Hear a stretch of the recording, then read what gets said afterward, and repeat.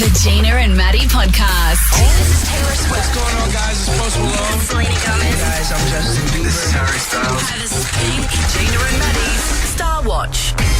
Gee, what is going on in the glossy? Anne Hathaway, who we're big fans of here, has faced backlash after an old interview from 2012 has resurfaced where she seems to be, or she's been perceived as being mean and rude to a journalist. Jerzy Fla, I think that's how you say the journalist's name. Have a listen to what she said and let's decide, do we think she was being rude or not? So I was going to ask you to do the first question in singing. Can I sing it to you and you can sing back the answer? Well, I won't be doing that, but you're more than welcome to sing. Do you feel that love was more passionate back then, or people would sacrifice more for love than we do today? No. No? No. Do you remember your first crush? No. You don't? Okay. Thank you very much. Thank you very much. Oh no, I was going to side with Anne Hathaway until I heard that. Well, let's be fair. Let's just say that's an edited clip, right? So we don't know exactly how long that's that true. interview went for before that wrapped up. Because I doubt very much that she only asked 3 questions and then wrapped up the interview. Yeah. The first question was done before they would have started rolling. It was like, I'm going to do this. Do you do that? And you know what? She's got every right to say, no, I'm not going to sing an answer back to you. If you want to sing it, go for it. But I do, like those junket interviews that they do, they all sit there. So Anne Hathaway will sit there for maybe, what could be 5 hours in a hotel room, back to back with people like Gina and I and TV people like The Project and that rolling in asking the same questions over and over and over. And over and over. And I get that's their job and I get they're well paid to do it. But there is a point. They're only human where they go, you know what, I've had enough. I've had enough. And she got her offside by saying, I'm going to sing you the questions. Can you sing the answers? And she's gone. And sometimes in here, I get it. I thought that was a polite answer. I thought she was like, no, I won't be doing that, but you feel free to do it yourself. I thought that was okay, but that was a very much a supercut. So I know there are a lot of Hatha haters out there in the world, but I don't know if that's one of them. Well, apparently she reached out to Fla to apologise, and she was explaining that she was in a bit of a difficult state at the time, and she expressed gratitude for her understanding. And the journalist described Hathaway's email as touching and mentioned they've since exchanged more messages. So, and that's the other thing you don't think about. Like, celebrities are people like us who are having a bad day sometimes. You don't know what's going on in her day that day when she had to sit down and do all those interviews. So, I guess I'd love to see the full interview. That's what that's where you make the judgment on and go, okay, not just. But if Anne's gone, oh God, she might have just seen that and gone, oh God, I look terrible there. I better apologise. And also, you evolve as a person. You know, her and all of us. You know, you think about yourself in 2012, you're probably a way nicer person now than you were then, all of us, because we all learn and grow. And I think if you think you knew me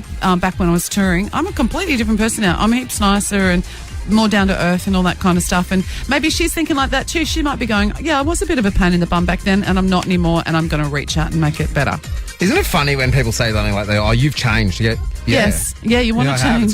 It's called growing. Exactly. You haven't, and that's a little bit more of an issue. And doesn't having kids make you a better person? Once you have kids, it just makes you so much more compassionate and understanding and nice, I think, anyway. And tired. And frustrated. Grumpy.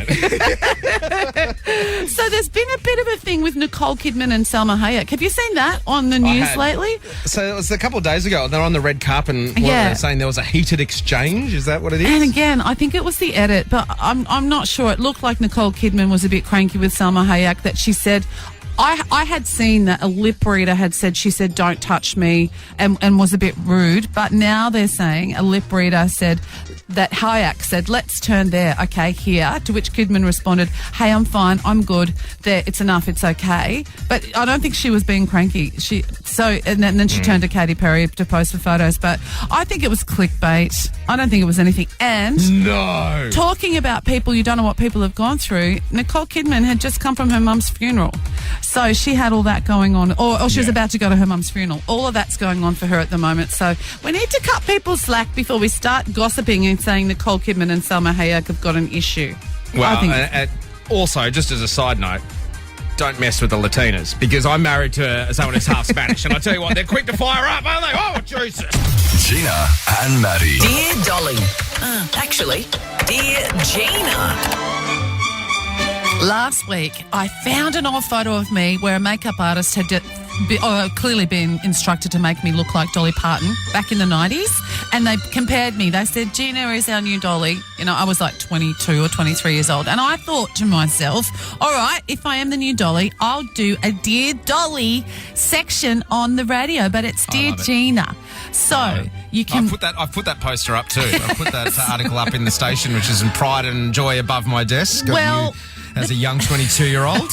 and the thing, because they were trying to make me look like Dolly Parton, so they got me, the photographer said, I said this last week, but the photographer said, put your arms on your side and then just push them together to make me look like I had big buzzies.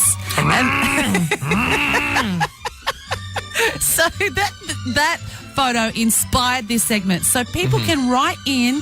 You can do it anonymously if you want to. You can write to me and ask any problem, and I will help you solve it with all the wisdom I have. The best way to get in touch with G on this one is in our DMs on our Instagram at Gina and Maddie. We have had some great ones. I like this one from Chaos Coordinator. She's having trouble losing her bras. I'm going to help her a little later on. I lost my bra. I left it in my boyfriend's car.